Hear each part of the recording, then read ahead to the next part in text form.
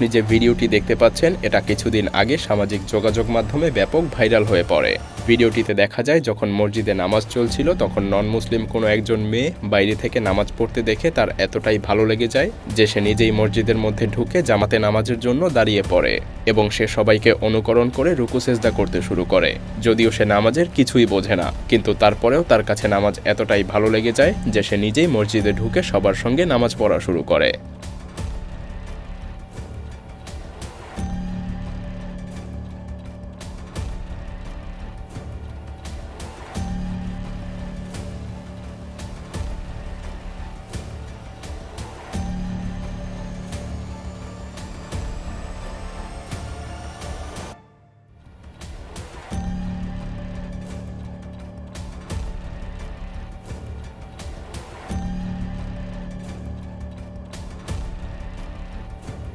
ভিডিওটির দ্বিতীয় পর্ব দেখতে চাইলে কমেন্ট করতে পারেন, এবং আপনি যদি এমনই রহস্য, রোমাঞ্চ, আনকমন আর ইন্টারেস্টিং ভিডিও দেখতে পছন্দ করে থাকেন তবে মায়াজাল চ্যানেলটিকে এখনই সাবস্ক্রাইব করুন এবং পাশে রাখা বেল আইকনটি প্রেস করুন।